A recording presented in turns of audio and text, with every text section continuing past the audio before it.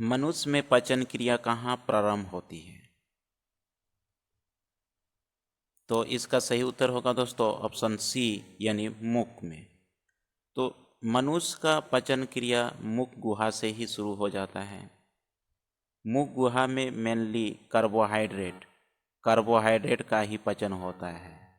ठीक है, mainly carbohydrate का ही पाचन होता है मुख गुहा में, लेकिन पाचन क्रिया मुख गुहा से ही शुरू हो जाता है। ठीक है, चलिए नेक्स्ट सवाल।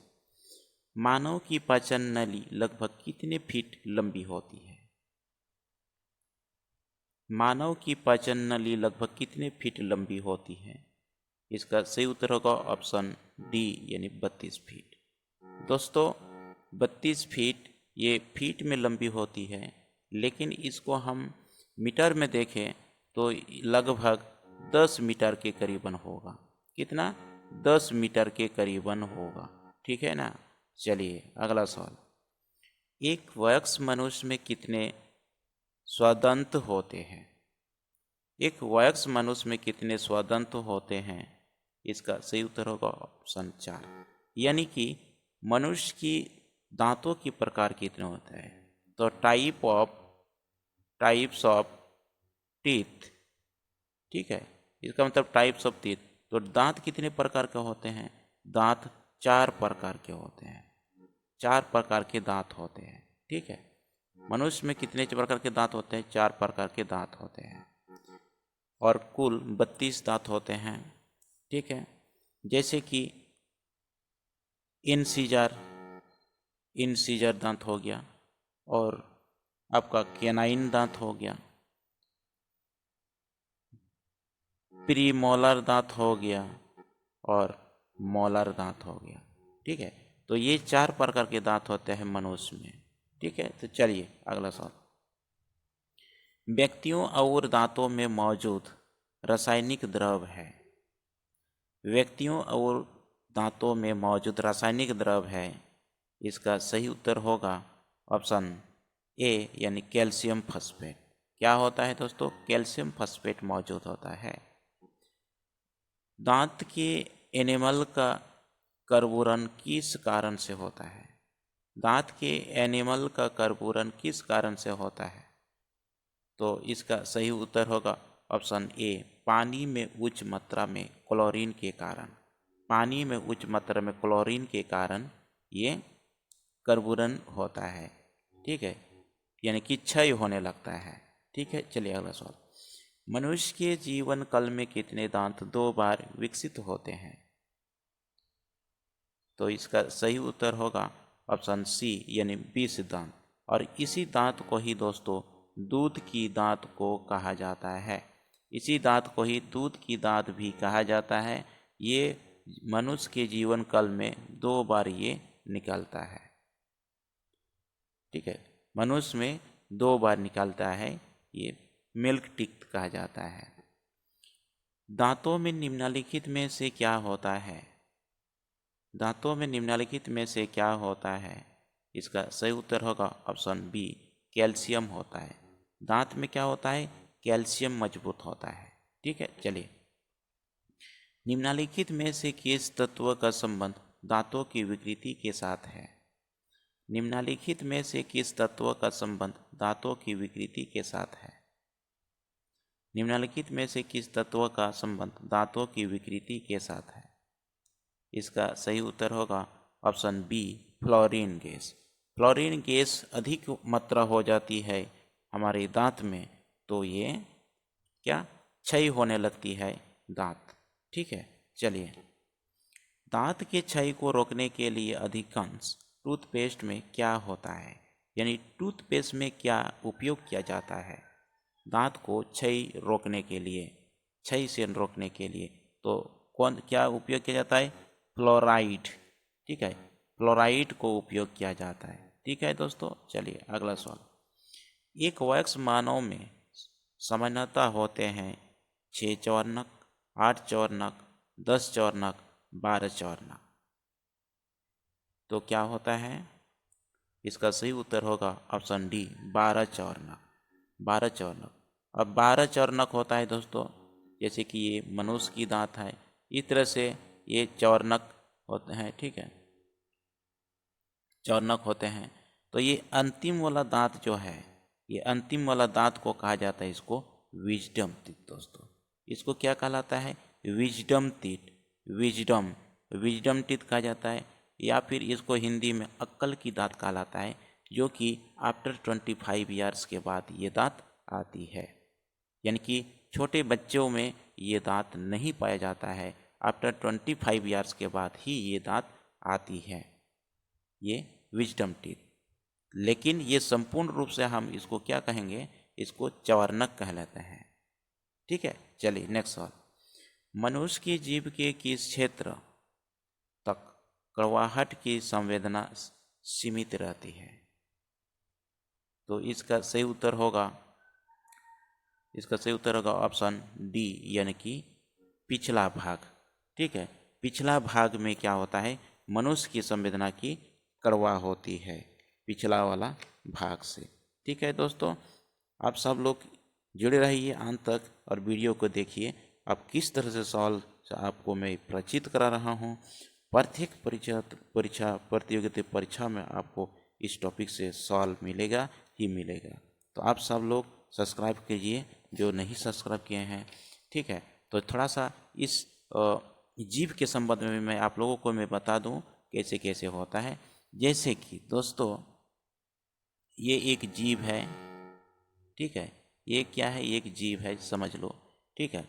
तो ये जो पिछला वाला भाग है, इससे क्या होता है? इससे कड़वाहट का, ठीक है, ये पिछला वाला भाग है, ये जो है ये पिछला वाला भाग, ये कड़वाहट का यानी बीटर का, ठीक है, कड़वा का ये एहसास कराता है, महसूस होते हैं इसे पिछला वाला भाग से।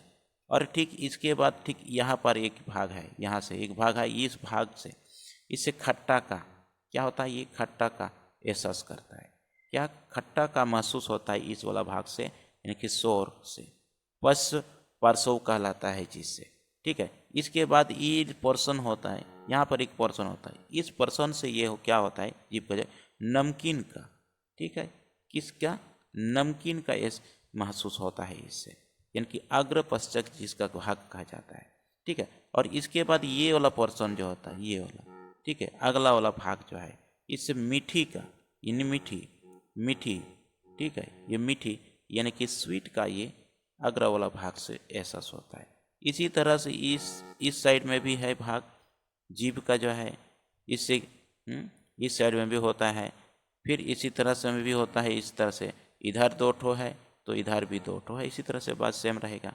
तो ये पिछला वाला भाग से कड़वा का एहसास होता है, और खट्टा वाला भाग जो है ठीक इसके बाद जोशी की पश्च प्रसव कहलाता है, ये खट्टा को एहसास होता है, और नमकीन का एहसास इसे अग्र प्रसव जिसे कहता है, इस वाला भाग से एहसास होता है, और अग्र वाला भाग से मीठा का क्या आता है? एहसास होता है, ठीक है। और ये जीभ संयोजी उत्तक से बना होता है, ठीक है, संयोजी उत्तक से बना होता है, लगभग 10,000 स्वाद कणिका इसमें उपस्थित होता है। और बीच वाला पर्सन जो है, इस वाला भाग में कोई स्वाद नहीं होता है, कोई टेस्ट नहीं होता है, इसमें किसी भी प्रकार का कोई टेस्ट नहीं है, ये बीच वाला भाग में, सिर्फ साइड वाला भाग में ही टेस्ट का इसमें महसूस होता है, ठीक है दोस्तों। चलिए इतना डिटेल्स में आप लोगों को टॉपिक में पढ़ाऊंगा, ठीक है। अगले सवाल को चलते हैं। खट्टे स्वाद के लिए कोशिकाएं जिन्ह के किस भाग में होती है?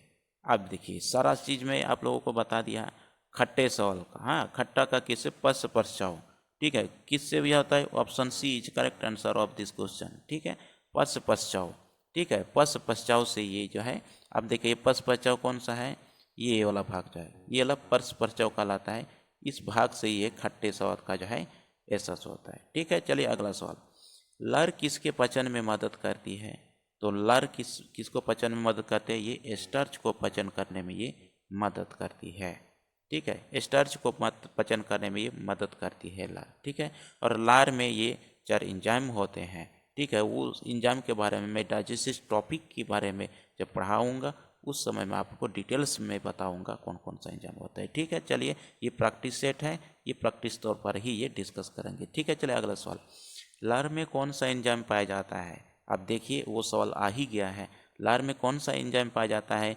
Rennin enzyme, ptyalin enzyme, tannin enzyme, resin enzyme. तो इसका सही उत्तर होगा option B. Option B is correct answer of this question. तो टाइलिन एंजाइम, लाइसोजाइम एंजाइम भी पाया जाता है, but according to of this question, according to of this option, you can answer ptyalin.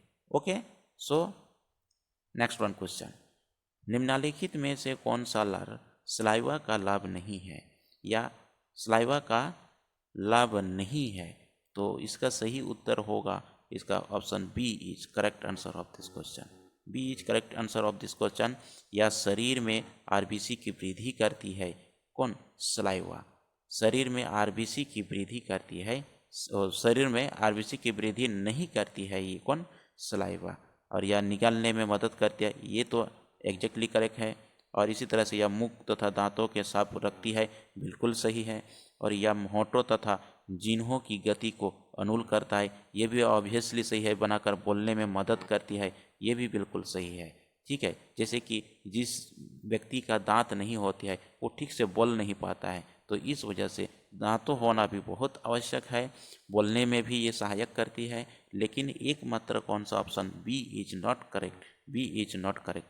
तो बी क्या है? ये इसमें से आवश्यकता नहीं है, लेकिन आरबीसी ये दांत सलाइवा वृद्धि नहीं करती है। ठीक है, चलिए अगला सवाल पे चलते हैं।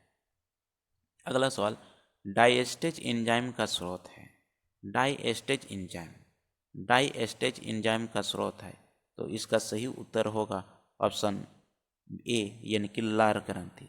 डाइएस्टेज एंजाइम क्या है? लार ग्रंथि। लार ग्रंथि में ही 4 प्रकार के एंजाइम पाते हैं, 4 प्रकार के एंजाइम पाते हैं। हाँ, लाइसोजाइम, टाइलिन एंजाइम, डाइएस्टेज एंजाइम, ये सब एंजाइम कहाँ पाया जाता है? ये सब लार ग्रंथि में पाया जाता है। लार ग्रंथि कितनी होती है? लार ग्रंथि 3 जोड़ी होती है। 3 जोड़ी का मतलब कितना? 6 ठो होता है। इसके संबंध में मैं आपको टॉपिक में डिस्कस बिल्कुल अवश्य रूप से संपूर्ण से डिस्कस करेंगे। ठीक है, चलिए अगला सवाल की ओर चलते हैं। ये रहा, आमाशय में डेस एंजाइम प्रोटीन को पचाने में मदद करता है। आमाशय में, ठीक है, ट्रिप्सिन, पेप्सिन, लार एमिनो एसिड। तो इसका सही उत्तर क्या होगा दोस्तों? Pepsin enzyme. आमाशय से कौन सा? पेप्सिन। आमाशय से 2 एंजाइम निकलती है। आमाशय का भी कौन सा? आमाशय का भी 3 भाग होती है, बट आमाशय का कौन सा भाग से? हाँ, आमाशय को कौन सा भाग से? ये पहला वाला भाग तो क्या था? कार्डियक बोलता है। बीच वाला भाग तो फंडिक बोलता है, और अंतिम वाला भाग को पाइलोरस बोलता है। यही पाइलोरस से ही 2 एंजाइम स्रावित होते हैं। एक रेनिन एंजाइम स्रावित होता है जिसे दूध की प्रोटीन केसिन को डाइजेस्ट करती है, और दूसरा पेप्सिन एंजाइम स्रावित होता है जिसे प्रोटीन को डाइजेस्ट करती है। ठीक है, चलिए अगला सवाल की ओर चलते हैं। आमाशय ग्रंथियों की पेप्सिन स्रावी कोशिकाएं हैं। आम्ल कोशिकाएं, भित्ति कोशिकाएं, मूल कोशिकाएं, कलश कोशिकाएं। तो इसका सही उत्तर होगा दोस्तों option C is correct answer, यानी कि मुख्य कोशिकाएं ये ग्रंथियों पेप्सिन स्रावी कोशिकाएं होती है। ठीक है, चलिए निम्न में से किस पाचन अंग में अम्ल होता है? ठीक है, अम्ल होता है, तो इसका सही उत्तर क्या होगा? ऑप्शन ए यानी आमाशय यानी एस्टोमक। ये क्या है? अम्ल। यहाँ से क्या होता है? ये HCl। ठीक है, क्या कौन सा अम्लीय यहाँ से जो है एसिड जो स्रावित होती है? HCl। ठीक है, HCl हाँ, HCl ये एसिड ये स्रावित होते हैं। कैसा है? ये अम्लीय होता है। ठीक है, चलिए निम्नलिखित में से कौन सा अम्ल आमाशय रस में रहता है? ठीक है, हाइड्रोक्लोरिक एसिड, नाइट्रिक एसिड। तो इसका सही उत्तर होगा एग्जैक्टली क्या होगा? हाइड्रोक्लोरिक एसिड, यानी कि HCl हाइड्रोक्लोरिक एसिड ये उपस्थित होता है। हाइड्रोक्लोरिक एसिड की pH मान की यदि बात किया जाए तो इसके pH मान 2.2 होता है। और इसका काम की यदि बात किया जाए तो इसका 2 काम होता है। ये भोजन के साथ जो भी बैक्टीरिया हम लोग खा जाते हैं, उस बैक्टीरिया को क्या करना? उस बैक्टीरिया को नष्ट कर देना। और दूसरा काम क्या आता है? जो खाया हुआ भोजन को क्या करना? इसको खाया हुआ भोजन को अम्लीय बनाना। क्या करना? भोजन को अम्लीय बनाना। ठीक है, चलिए नेक्स्ट सवाल। मवेशी घास निकालने के उपरांत उसे डैश में संग्रहित करते हैं। प्रथम आमाशय भोजन नालिका छोटी आंत लर ग्रंथि तो कहाँ संग्रहित करते हैं? प्रथम आमाशय में। ठीक है, इस वजह से आप देखिएगा मवेशी सब आमाशय से दोबारा निकला जा सकता है मुंह में, लेकिन फिर छोटी आंत में चला जाएगा तो दोबारा वो वापस हम मुंह में निकाल नहीं सकते हैं। ठीक है, तो इस वजह से आप देखिएगा मवेशी सब क्या होता है, ये वो लोग छोटी छोटी अंत तक नहीं पहुंचा देता है। जब चरते जाता है चरता है, लेकिन वो तुरंत भीतर कहाँ आमाशय के अंदर में स्टोर करते जाता है। वो छोटी अंत में वो नहीं भेज देता है। छोटी अंत में अगर चला जाएगा तो वापस फिर मुंह में नहीं लाया जा सकता है। ठीक है, यदि आमाशय में है तो आमाशय में है तो वापस उसको मुंह में लाया जाता है। अब देखिए उसके बाद चरने के बाद जो है रात के टाइम या सुबह सुबह के टाइम को जो है भेड़ बकरी जितने भी जो मवेशी होते हैं उन सब क्या करता है, फिर आमाशय से उस भोजन को निकालने के घास भूस को निकालने के बाद फिर चुगाली करने लगता है। यही कारण है। ठीक है, चलिए, मानव के आमाशय में अम्ल एक्स उत्पन्न होता है जो भोजन के पाचन में सहायता करता है। एक्स है एसिटिक अम्ल, मिथेनाइक अम्ल, हाइड्रोक्लोरिक अम्ल, साइट्रिक अम्ल। तो इसका सही उत्तर होगा ऑप्शन सी, यानी कि हाइड्रोक्लोरिक अम्ल होता है। ठीक है, आमाशय में जो अम्ल निकालते हैं कौन सा? हाइड्रोक्लोरिक अम्ल। ठीक है, असंचिल श्लेष्मस या एडहेरेंट म्यूकॉइंट क्षारीय पदार्थों द्वारा आमाशय की भीतरी आवरण को ढक लेने से मंड का पाचन होता है, जीवाणुओं का नष्ट होता है, या श्लेष्मिका पर पेप्सिन का प्रभाव होता है, या विषाणु संक्रमण पर रोक लगाते हैं। तो इसका एग्जैक्ट आंसर होगा option C is correct answer. क्या होगा? श्लेष्मिका पर पेप्सिन का प्रभाव होता है। ठीक है, अगला सवाल, अम्लीय श्रवण किसकी विशेषता है? अम्लीय श्रवण किसकी विशेषता है? इसका सही उत्तर होगा ऑप्शन बी जठर। अम्ल कैसा है? जठर ग्रंथि में जो क्या है, यानी कि आमाशय से निकलते हैं जठर रस। ठीक है, जठर ग्रंथि। ठीक है, तो ये कहाँ किस तरह से होता है? ये अम्लीय होता है। ठीक है, ये कैसा? ये अम्ल होते हैं। पाचन क्रिया में प्रोटीन निम्नलिखित में से किस पदार्थ में बदल जाते हैं? पचन क्रिया में प्रोटीन निम्नलिखित में से किस पदार्थ में बदल जाती है? वसा में, ग्लूकोज में, एमिनो अम्ल में, या शर्करा माल्टोज में? तो इसका सही उत्तर क्या होगा? एमिनो अम्ल में क्या बदल जाता है, और यह एमिनो अम्ल के रूप में यह हमारा शरीर में क्या हो जाता है? स्टोर हो जाता है। ठीक है, अगला सवाल,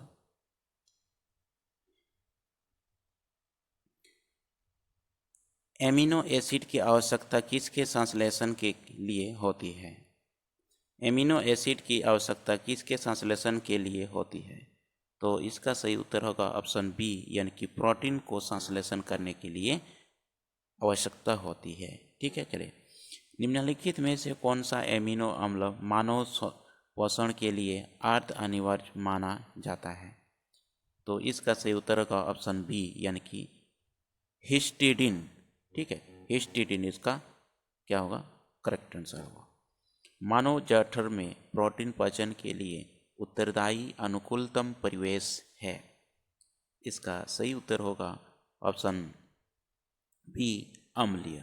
सही उत्तर क्या होगा? ऑप्शन बी, अम्लीय। अगला सवाल, कौन सा किण्व या एंजाइम प्रोटीन को पेप्टोन में बदलता है? तो इसका सही उत्तर होगा ऑप्शन ए, पेप्सिन एंजाइम प्रोटीन को पेप्टोन में ये बदल देता है। ठीक है, चलिए, मानव तंत्र में निम्नलिखित में से कौन सा एक पाचक एंजाइम नहीं है?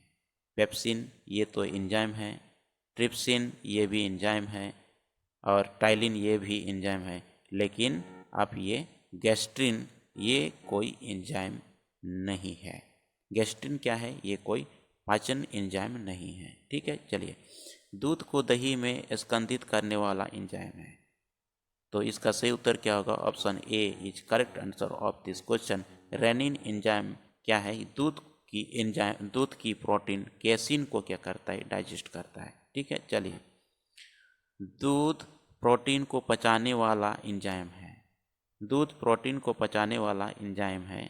ये जस्ट पहले किया रेनिन एंजाइम। ठीक है, तो चलिए दोस्तों, ये 32 इंपॉर्टेंट क्वेश्चन डाइजेस्टिव सिस्टम से रिलेटेड मैं लेकर आया था। तो ये बहुत इंपॉर्टेंट कारगर साबित हो गया किसी भी प्रतियोगिता परीक्षा की दृष्टि से। तो आप सब लोग इस वीडियो को देखना ना भूलें। आप लोग बार बार इस वीडियो को रिपीट करके आप लोग देखें, ताकि मेमोरी में ये सारा क्वेश्चन छप जाए और आप किसी भी परीक्षा में जाके आप इस प्रश्न को बूस्ट कर लीजिए। ठीक है, बहुत इंपॉर्टेंट टॉपिक है ये डाइजेस्टिव सिस्टम। अक्सर किसी भी परीक्षा में ये क्वेश्चन देखने को मिलता है। डाइजेस्टिव सिस्टम से 1 या 2 क्वेश्चन जरूर। तो ठीक है दोस्तों, इसी के साथ आज की सेशन को मैं समाप्त की ओर मैं लेना चाहूँगा। तो आज के सेशन को यहीं पर समाप्त करते हैं। जय हिंद।